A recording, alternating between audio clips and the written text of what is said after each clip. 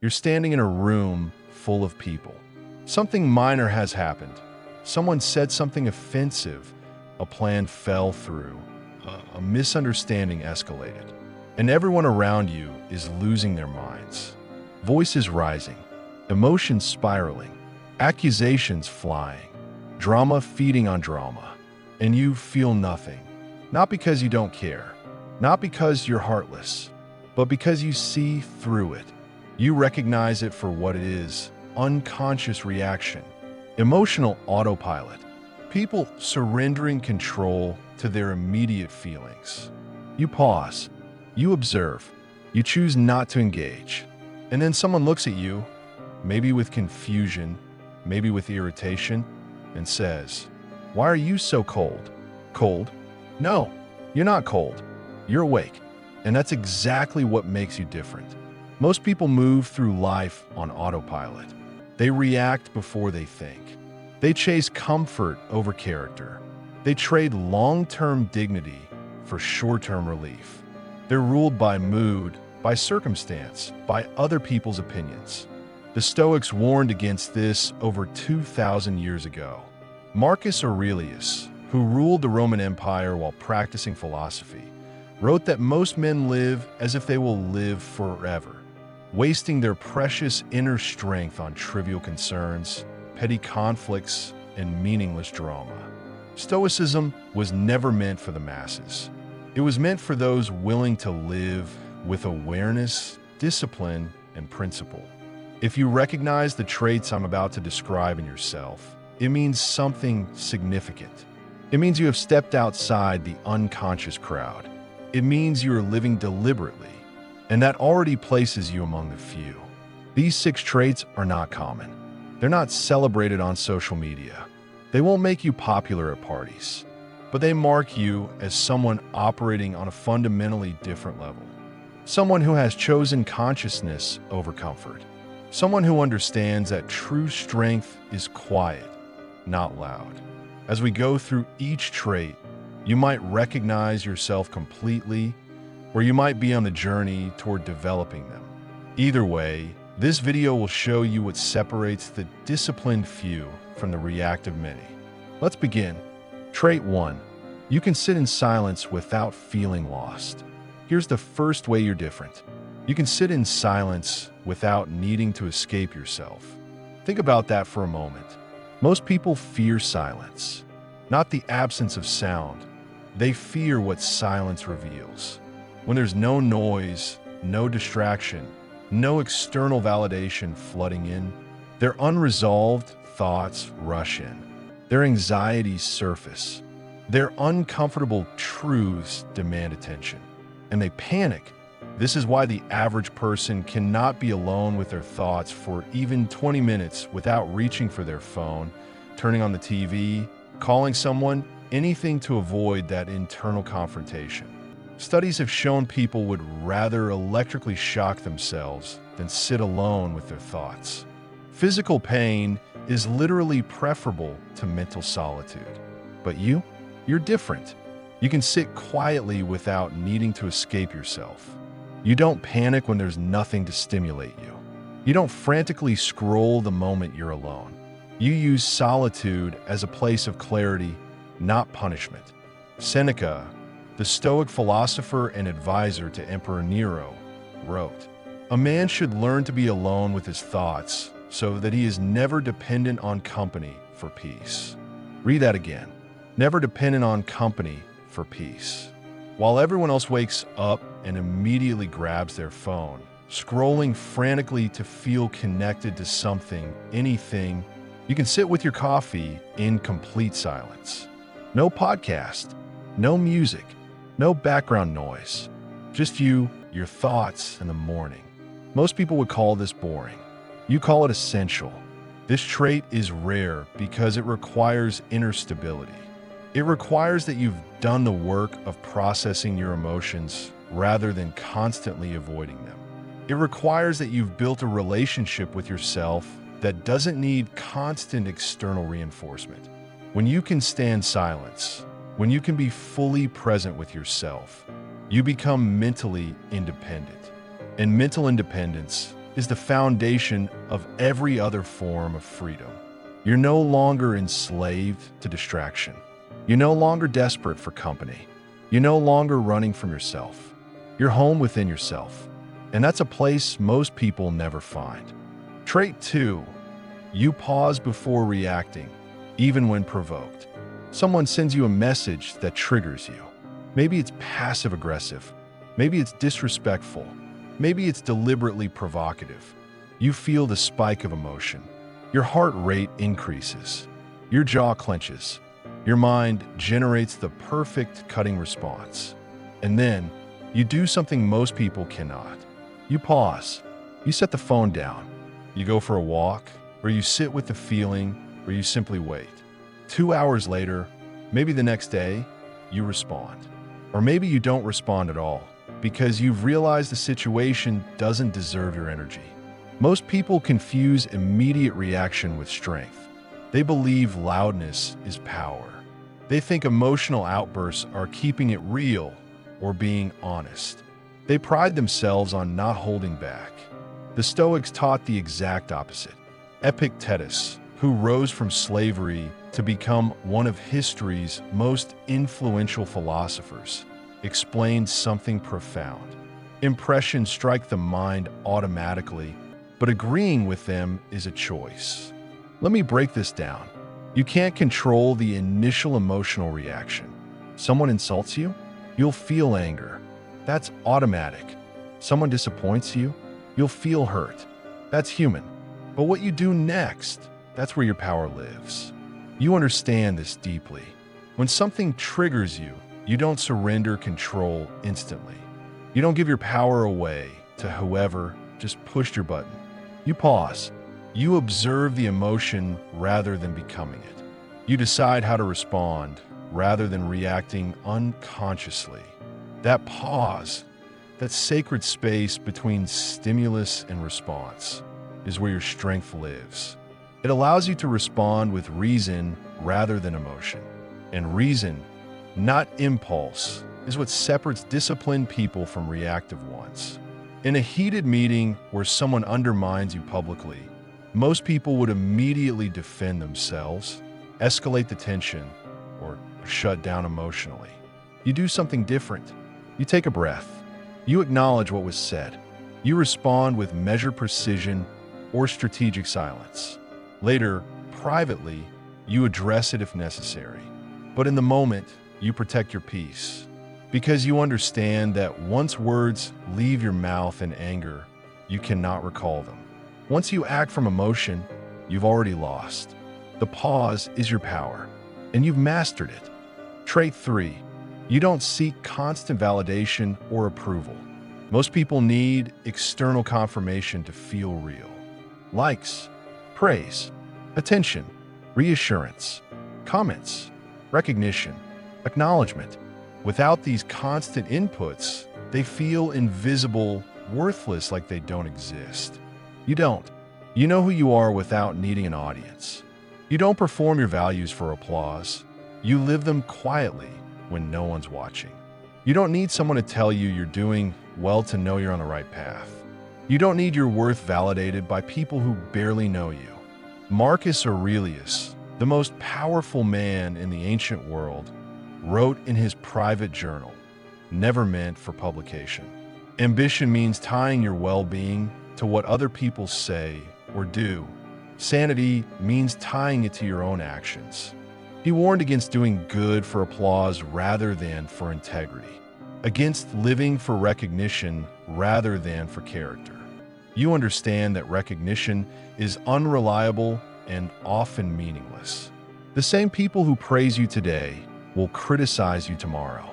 The crowd's approval shifts with trends, moods, and circumstances. Basing your self-worth on this is like building your house on sand. Instead, you've built your identity on something stable.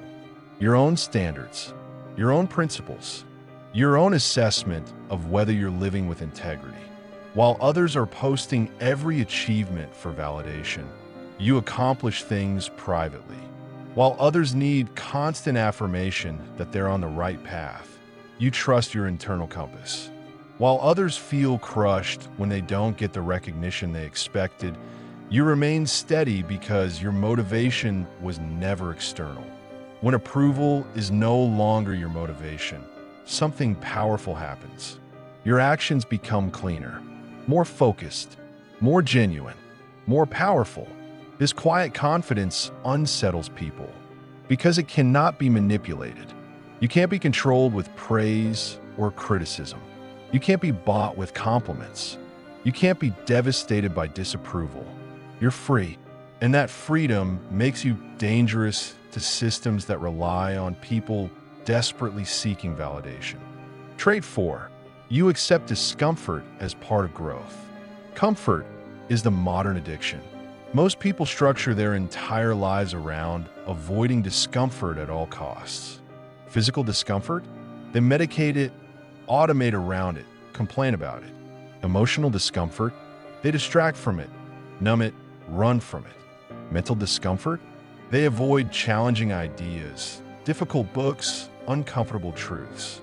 You do not. You understand that discomfort is not an enemy. It's a teacher.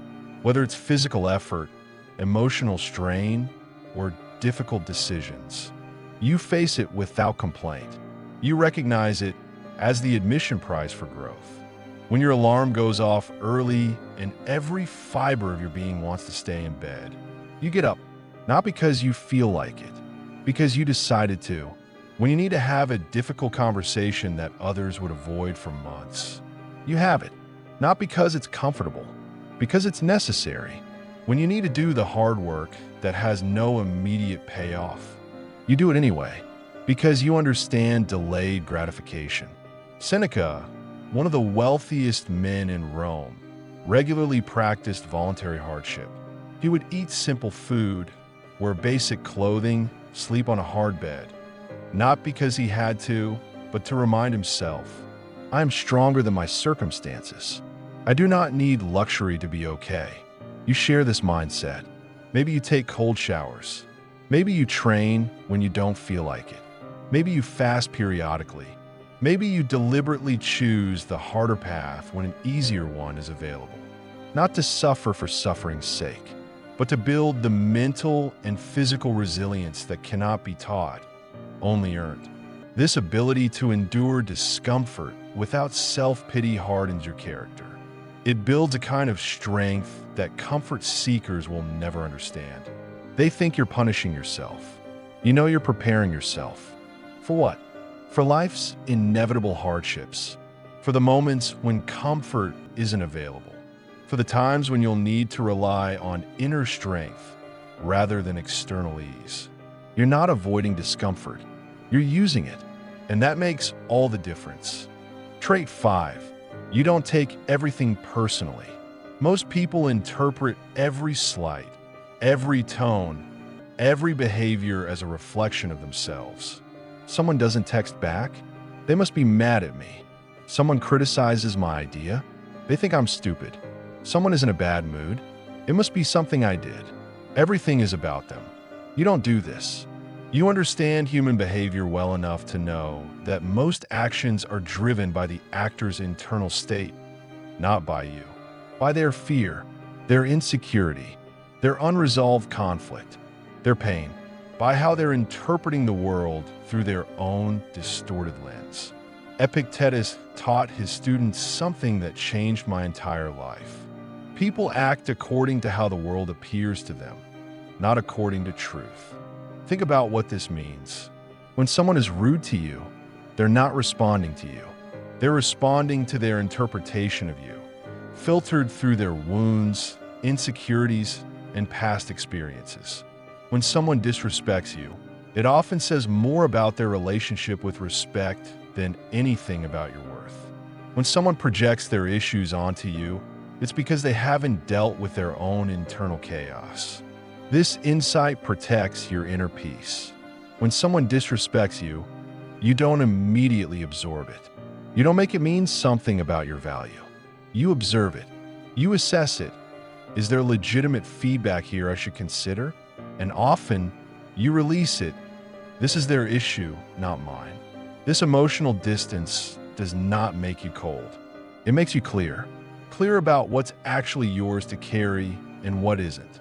Clear about when criticism is valid and when it's projection. Clear about the difference between someone genuinely trying to help and someone trying to hurt. When someone leaves a harsh comment, you don't spiral into self-doubt. You consider, is there truth here? If yes, learn from it. If no, discard it. When a family member makes a cutting remark, you don't internalize it as your identity. You recognize they're speaking from their own pain, not about my reality. When someone rejects you or your work, you don't collapse into worthlessness. You understand their preference doesn't determine my value. This ability to observe without absorbing is one of the most liberating traits you possess.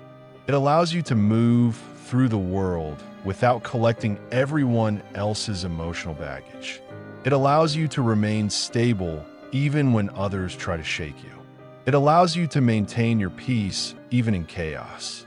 Because you know, not everything is about you, and that knowing sets you free. Trait 6. You live by principles, not emotions.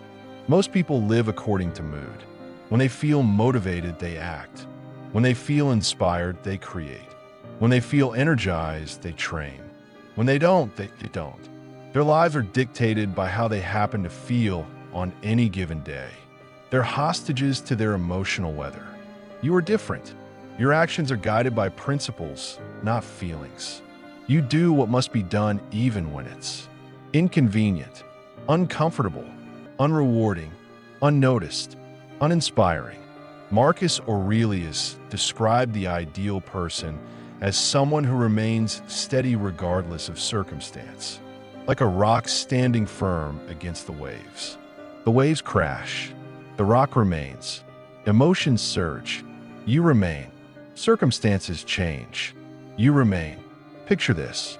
It's 5:30 a.m. Your alarm goes off. You feel nothing remotely like working out. Your body wants sleep. Your mind wants comfort. But your principle says you train Monday, Wednesday, Friday at 5:30 a.m. So you get up, not because you feel like it, because you decided. You told someone you'd deliver something by Friday. Friday morning arrives. You're exhausted. No one would blame you for asking for an extension. But your principle says you keep your word. So you deliver. Not because it's easy, because it's who you are. You see something that needs to be done. No one's watching. No one will know. There's no reward. But your principle says, do what's right because it's right. So you do it, not for applause, for integrity. This consistency builds something invaluable over time. It builds trust. People learn they can rely on you because you're not subject to mood swings and motivation fluctuations. It builds self-respect. You learn you can rely on yourself, which is the foundation of confidence. It builds inner authority. You develop an unshakable sense of self because your identity isn't based on feeling, it's based on character.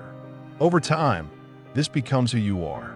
Not someone who sometimes acts with discipline, someone who is disciplined, not someone who occasionally keeps their word, someone who is trustworthy, not someone who does the right thing when convenient, someone who is principled. This is the trait that makes you most different. Because while everyone else is waiting to feel like doing what matters, you've already done it. Remember where we started? You're in that room full of chaos. Everyone around you is reacting, escalating, losing control, and you remain calm. Now you understand why you can do this. Because you possess traits that most people don't. You can sit in silence without fear. You pause before reacting. You don't need validation. You accept discomfort as growth. You don't take things personally.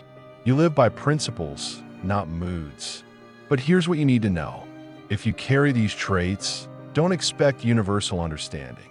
Many people will misinterpret your calm as coldness, silence as arrogance, boundaries as distance, self-sufficiency as aloofness, emotional control as lack of passion, discipline as joylessness. They're not necessarily trying to hurt you. They genuinely see it this way because they're interpreting your operating system through their own lens. They react, so they expect reaction. They need validation, so they can't comprehend not needing it. They avoid discomfort, so they think you're punishing yourself. When you don't behave according to their programming, they feel confused, sometimes threatened. This is the price of living consciously in an unconscious world. This is the cost of clarity in a distracted society. This is what it means to step outside the crowd. Stoicism does not promise popularity. It promises alignment. Alignment with reason. Alignment with character. Alignment with inner strength. And that alignment, that integrity, is worth more than belonging, more than fitting in, more than being understood by people who aren't trying to understand. But here's the beautiful truth. You're not alone. There are others like you, walking the same path, living by the same principles, facing the same misunderstandings. And when you meet them, whether in person or in communities like this, you recognize each other immediately. So here's my question for you. How many of these 6 traits do you genuinely embody? Not what you aspire to, not what you're working toward, what you actually practice right now today. Leave a number in the comments. 1, 2, 3, 4, 5, or 6. And if you've ever been called cold or distant or too serious for being disciplined, share that story, because you'll find a community here who understands, who doesn't see your discipline as defect, who recognizes your consciousness as strength, who knows that your calm isn't coldness, it's mastery. The path of a Stoic is walked by few, but those who walk it recognize each other immediately. Welcome home. This is Stoicism and Stoic.